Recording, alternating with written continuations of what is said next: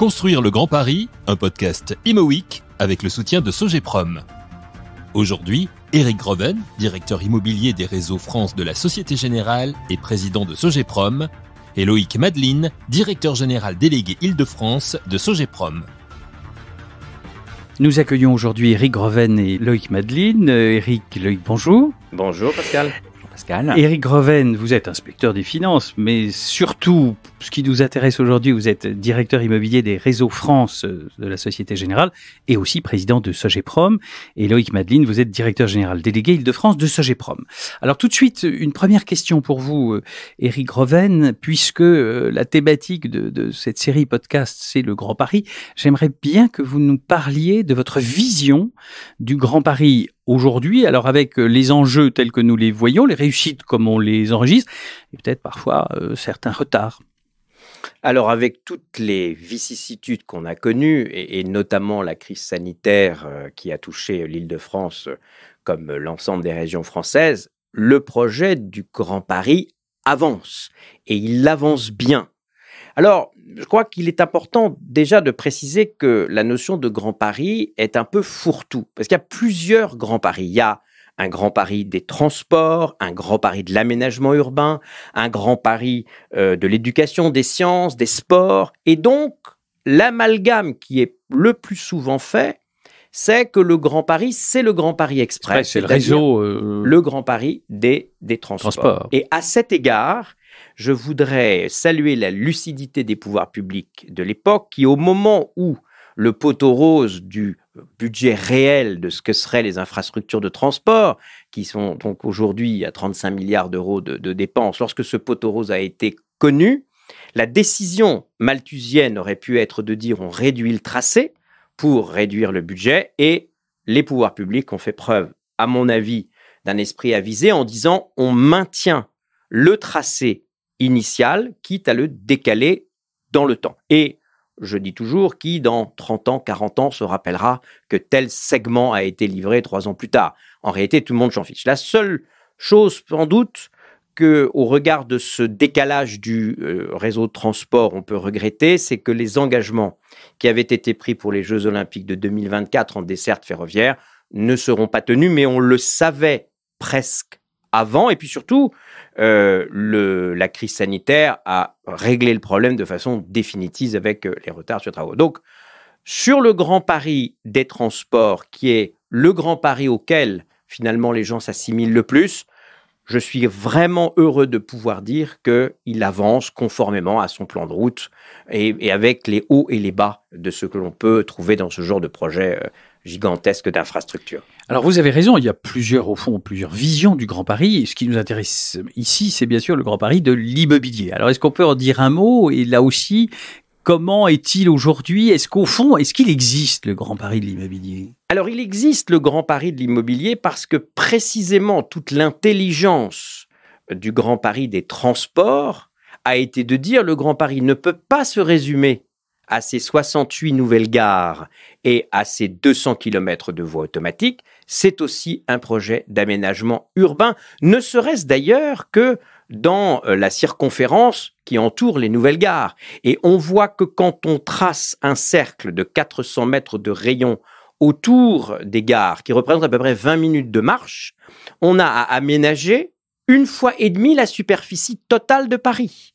Et donc, le Grand Paris est certes un projet de transport, mais c'est aussi et surtout un projet d'aménagement urbain avec cette caractéristique que je trouve très puissante, c'est que c'est le laboratoire et le lieu d'incarnation de la RSE, des préoccupations environnementales dans les nouveaux bâtiments. Et manifestement, on a convergence entre une prise de conscience qui devient le quotidien des exigences environnementales et des projets immobiliers qui doivent les épouser.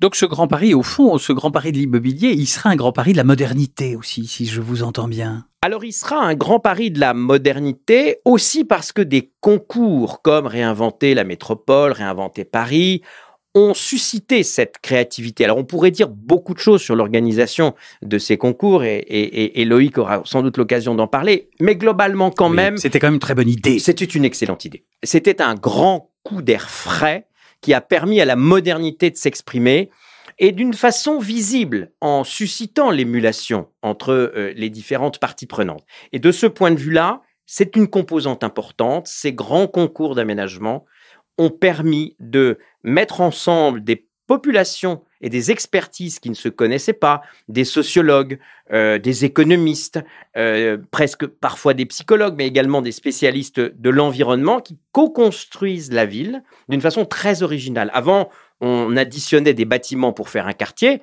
Aujourd'hui, on conçoit le quartier et on construit les bâtiments après. C'est une inversion de la chaîne de conception et de création de la ville.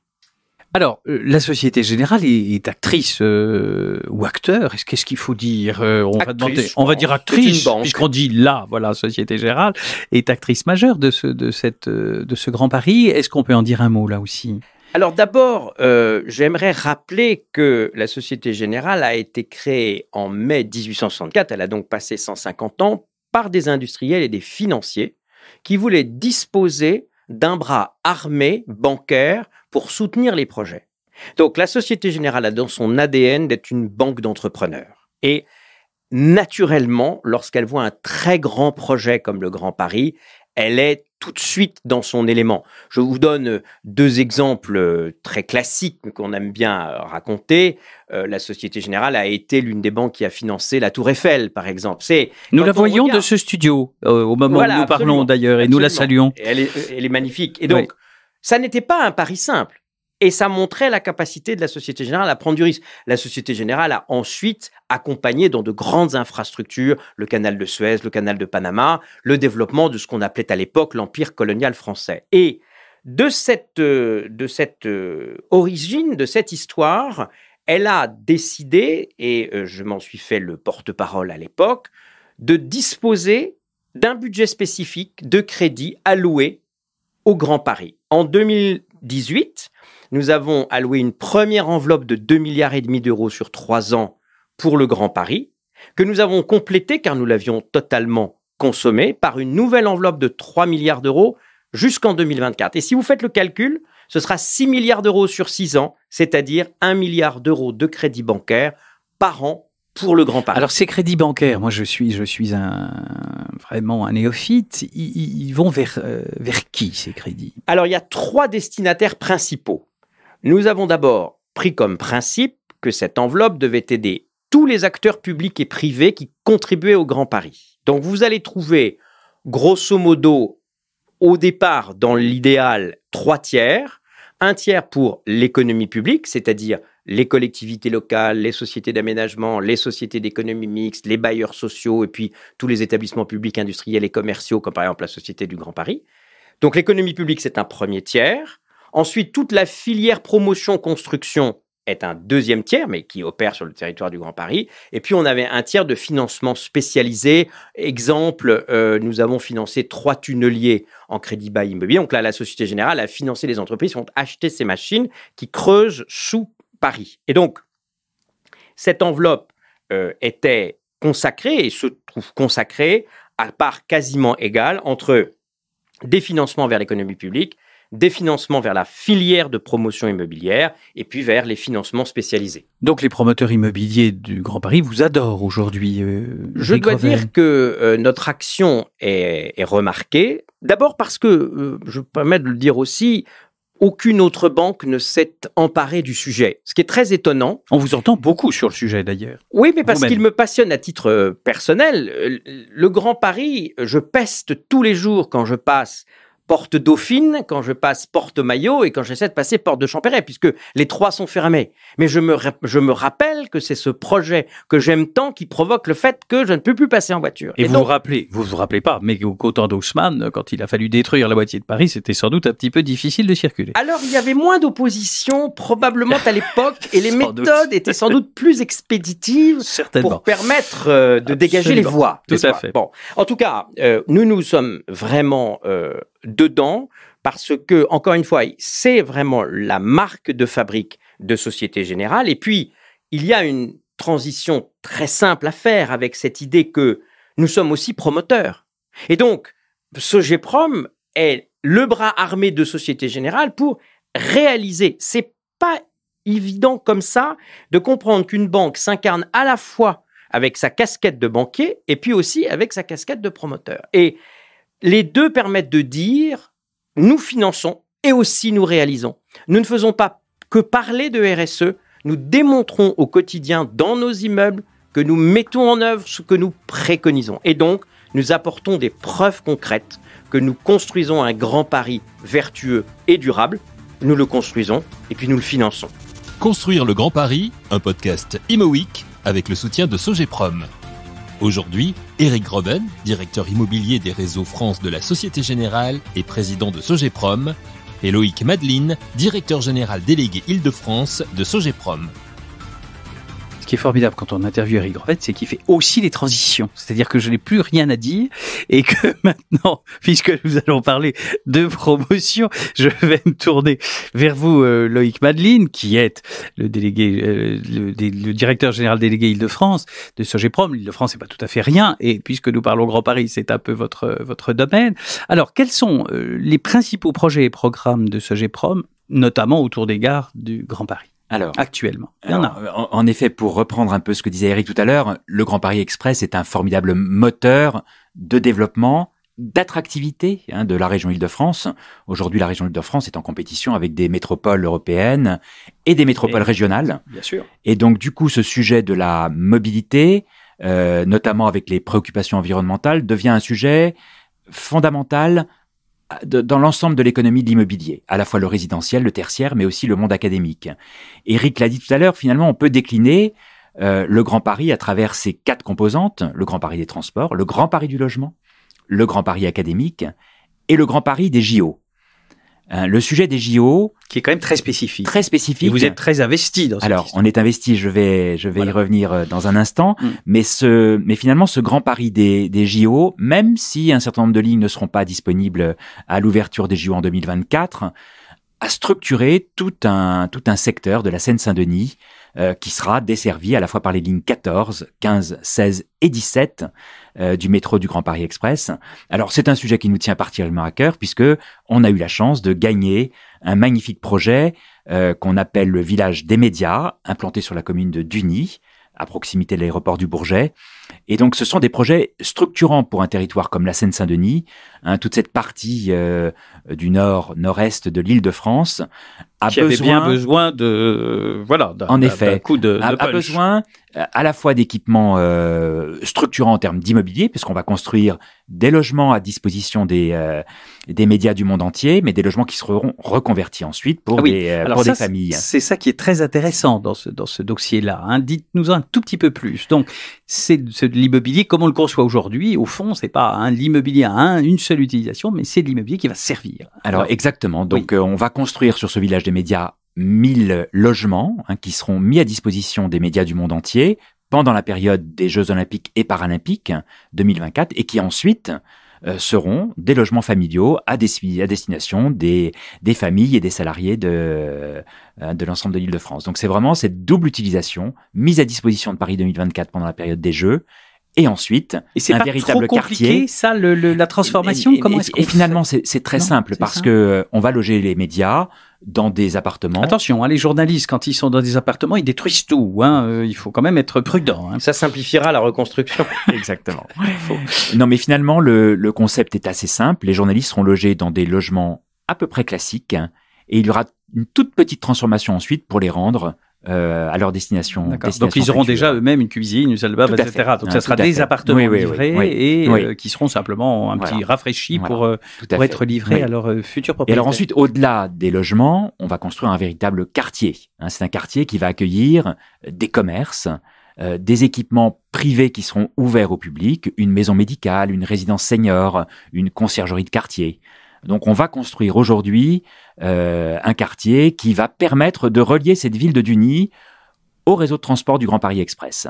Et ça, c'est combien de mètres carrés ? C'est quoi le Alors, nous avons, gagné une opération qui représente environ 65 000 mètres carrés. On l'a gagné en copromotion avec un promoteur immobilier qui s'appelle De Mathieu et Barry Immobilier. Absolument. On va construire pour les JO la moitié de cette opération. Donc, on va livrer environ 450 logements pour les JO. Et ce quartier se développera ensuite, après les Jeux Olympiques, et on va poursuivre le développement de ce quartier en livrant 600 logements après les Jeux Olympiques.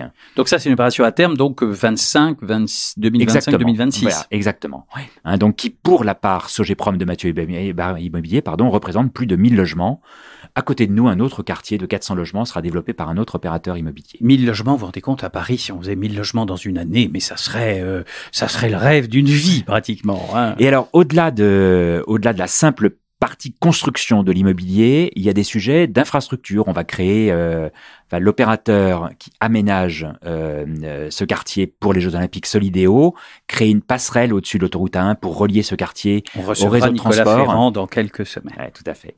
Donc, ce que je veux dire par là, c'est au-delà d'un simple projet immobilier, ce sont aussi des projets structurants avec des équipements public, des équipements de voirie, de requalification de. Et c'est ça qui est intéressant dans votre métier de promoteur d'aujourd'hui. À chaque fois que j'interviewe des promoteurs de grande qualité comme vous, on voit bien qu'aujourd'hui on ne fait plus un immeuble ou un groupe d'immeubles unique à destination unique avec un seul but. C'est de la mixité. On crée de la ville, on crée de la vie.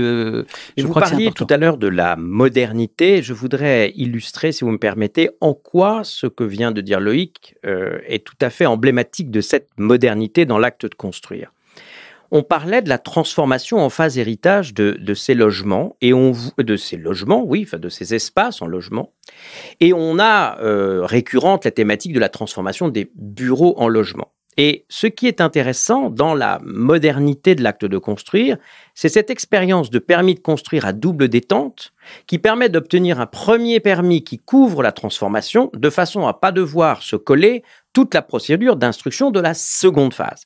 Ça, c'est la première chose. La deuxième chose, c'est que la réversibilité est comprise à l'origine. Car quand vous entendez des promoteurs qui sont remplis de bonnes intentions, vous expliquer qu'ils vont transformer des bureaux en logements, si le bureau des années 70 n'a pas été conçu comme ça, il n'y a pas d'équation économique qui permette de rentabiliser la transformation de l'un en l'autre, parce que les travaux de structure sont trop importants. Oui. Et notamment, un certain nombre de paramètres techniques ou réglementaires, comme par exemple la sécurité incendie, qui n'est pas la même sur les bureaux que sur les logements et qui complique et accroît l'addition. Donc, ce grand pari de l'immobilier, il incarne cette modernité au travers d'idées nouvelles, des permis à double détente et puis la construction réversible ab initio qui fait que ces logements seront évolutifs, alors que les immeubles monoblocs que nous connaissons en deuxième ou en troisième couronne parisienne tertiaire sont, eux, pour le coup, voués à la démolition. Et oui, et ça, on évite ce genre de choses. Et donc, on sent bien, ça, c'est vraiment une vision très moderne de l'immobilier, notre immobilier qui évolue et qui n'est pas fait pour un Alors, c'est vrai que la notion du multi-usage, je pense que c'est en effet la fin des quartiers entièrement tertiaires et des quartiers entièrement résidentiels. Donc, on est vraiment dans ces dynamiques. Nous, on a quelques exemples assez intéressants, y compris à petite échelle. On est en train de réaliser une opération à Cergy, en face de la mairie de Cergy, dans laquelle on fait à la fois un immeuble tertiaire, une résidence pour étudiants, une crèche, une maison de santé, des logements familiaux avec l'ensemble du parcours résidentiel et des voiries que nous allons réaliser et rétrocéder à la ville ensuite. Et donc ce type d'opération, c'est une opération qui est véritablement une opération de création de valeur pour un territoire. On amène de l'emploi à travers l'immeuble tertiaire. Alors il se trouve qu'on va loger des salariés de Société Générale dans cet immeuble tertiaire. C'est encore mieux.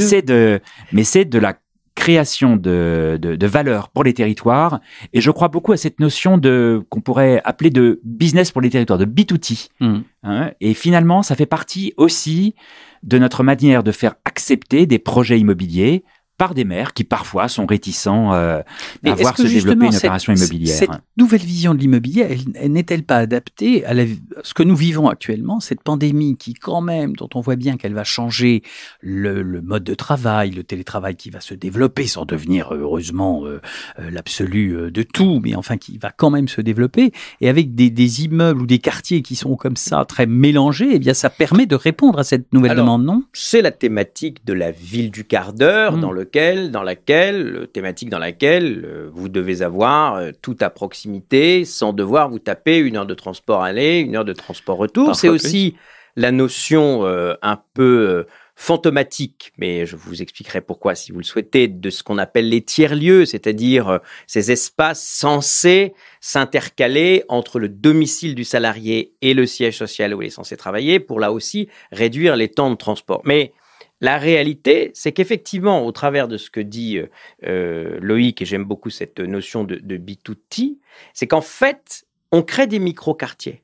Et on conçoit le micro-quartier autour du bien-être des futurs résidents et des usages. C'est révolutionnaire par rapport à ce qu'on a fait à certaines époques. Prenons par exemple la commune de Duny, qui doit, si mes sources sont bonnes et mes souvenirs aussi, avoir à peu près 60% de logements sociaux.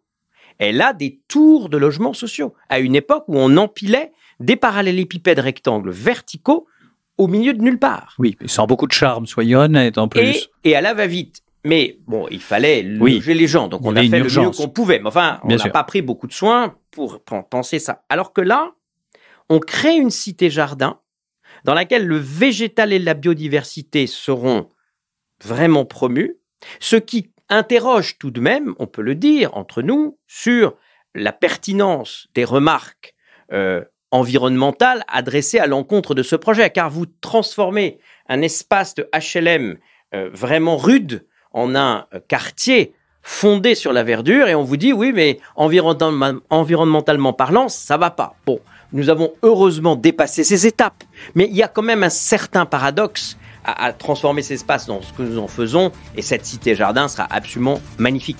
Construire le Grand Paris, un podcast Imo Week avec le soutien de Sogeprom.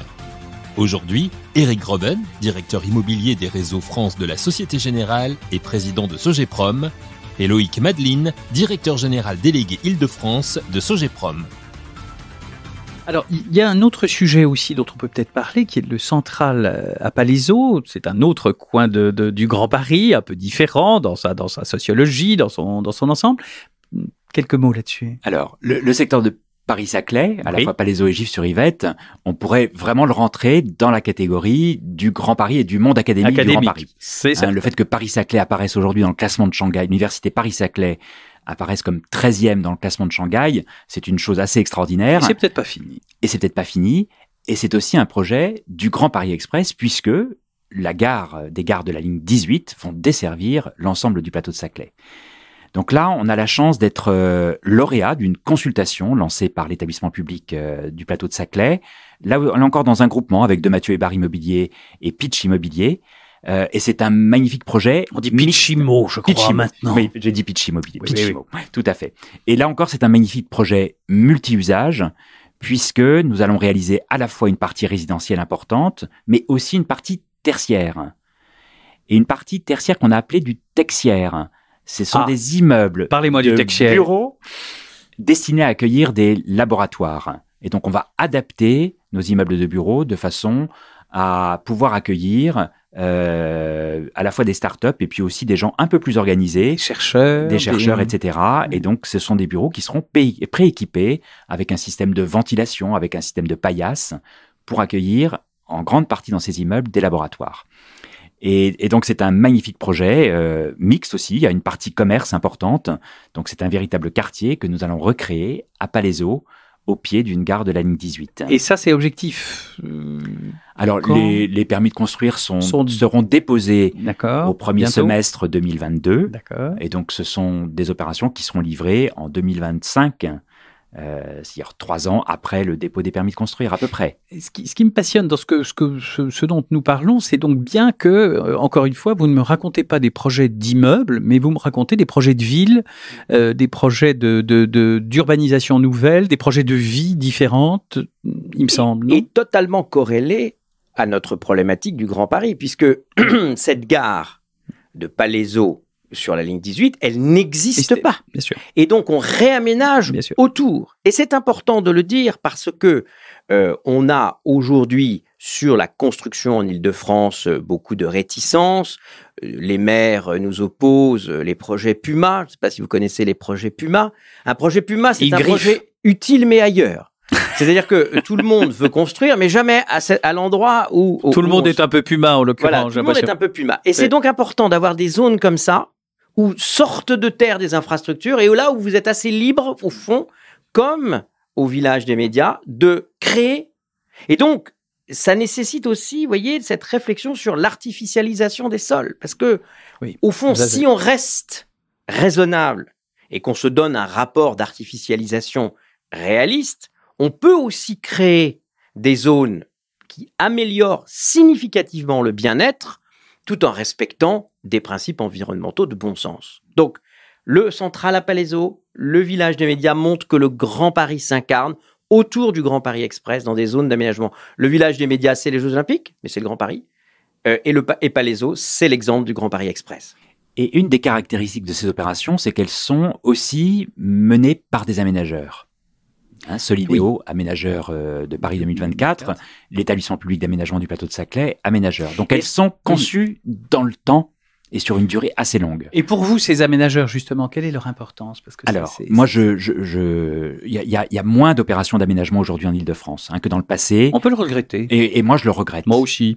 Finalement, cette capacité à se projeter sur un temps assez long est importante pour nous, promoteurs immobiliers. Il faut qu'il y ait un peu, une base. Oui. Donc moi, je souhaite cette présence de nouveau dans la petite couronne parisienne des aménageurs, des SEM d'aménagement, qu'elles retrouvent cette capacité à travailler avec les villes et les territoires, parce que souvent ça se fait à l'échelle non seulement d'une commune, mais à l'échelle aussi des communes voisines.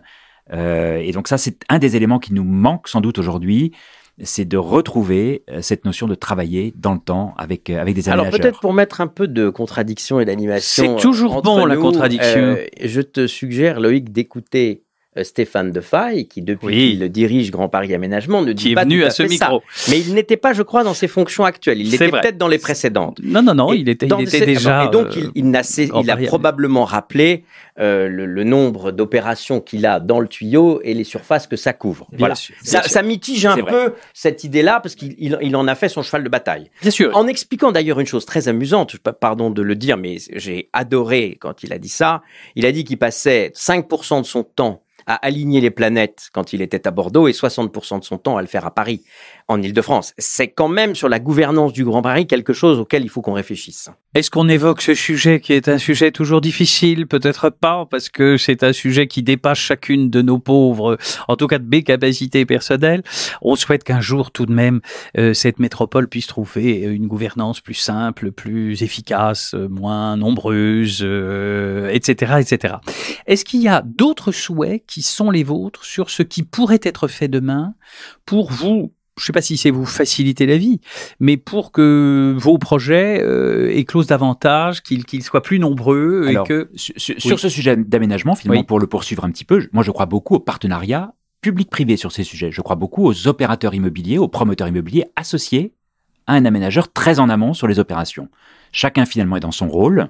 L'aménageur aménage, le promoteur construit, mais le fait d'associer très tôt le promoteur dans un processus d'aménagement est une chose intéressante pour l'ensemble des parties et permet à l'opération de s'asseoir sur des bases solides avec une solidité financière. Et là, on a, nous, cette capacité, Sogeprom, avec Société Générale, d'accompagner ces projets. Pour que nos projets se développent mieux, il y a deux conditions, dont une est en voie d'être satisfaite et l'autre reste en déshérence. Celle qui est en voie d'être satisfaite, c'est que les opérations d'aménagement, que ce soit en Île-de-France ou ailleurs, mais particulièrement en Île-de-France, nécessitent une concertation avec la population locale. Parce que quand on ne le fait pas en amont, on va nécessairement vers... je donne toujours cet exemple qui n'est pas un bon exemple et que j'aime beaucoup, qui est Notre-Dame-des-Landes. C'est-à-dire que finalement, Nantes n'a pas voté l'extension de la ligne de TGV comme l'a fait Rennes, parce qu'elle pensait avoir un nouvel aéroport qui évidemment ne s'est pas fait, et donc n'a ni aéroport ni voie rapide ferroviaire pour rejoindre la capitale, ce qui est quand même assez fort. Et donc,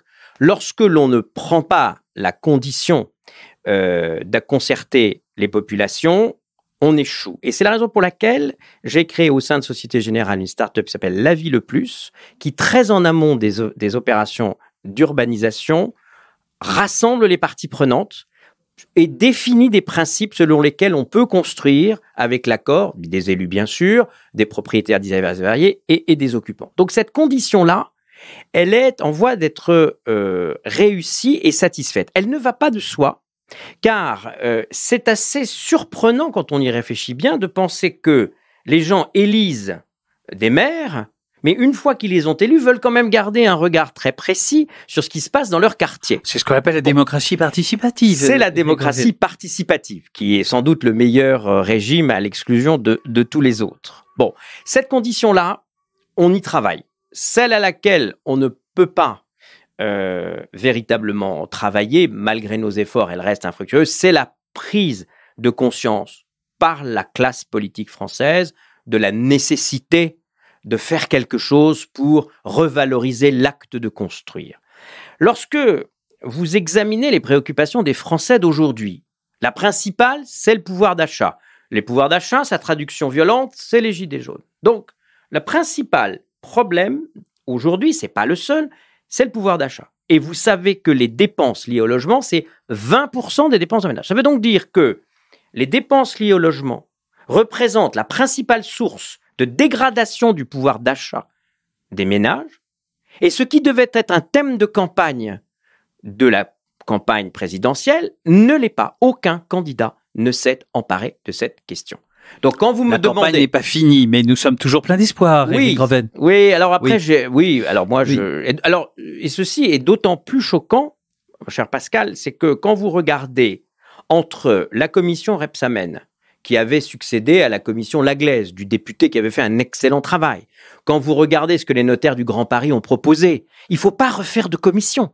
Il faut juste avoir le courage politique de dire que les opérations d'aménagement, elles permettent d'améliorer le bien-être des gens d'une région, et en particulier en Île-de-France, où il y a beaucoup à faire. L'inspecteur des finances que vous êtes, c'est bien que quand on crée une commission, c'est en général pour ne pas résoudre un sujet, sinon ça se saurait depuis longtemps, et tous les sujets eussent été mais ça me tient à cœur de le dire, parce que je ne comprends pas encore pourquoi la classe politique est aveugle et sourde à ces propos.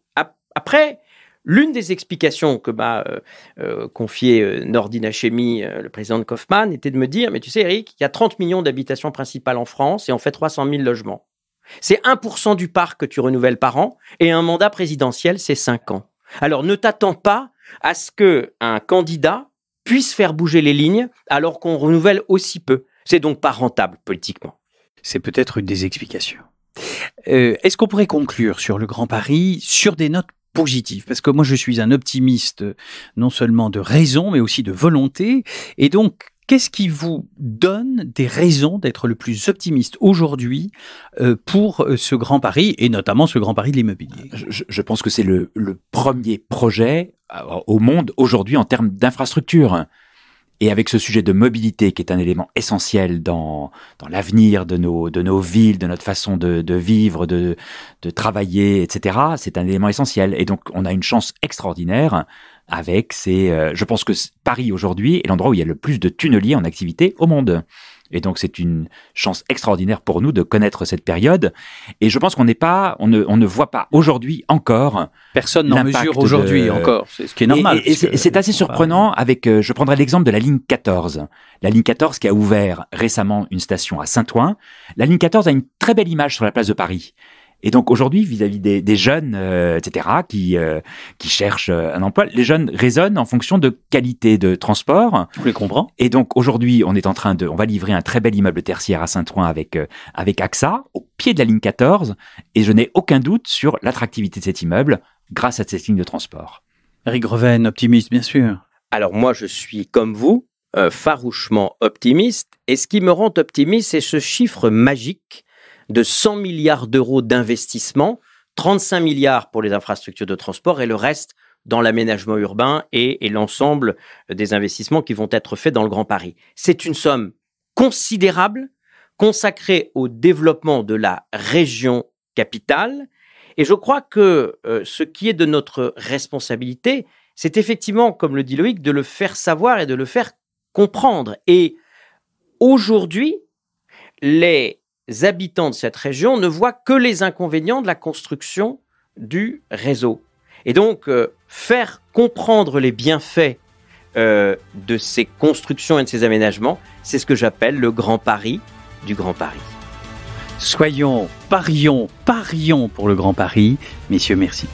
Construire le Grand Paris, un podcast Imo Week avec le soutien de Sogeprom.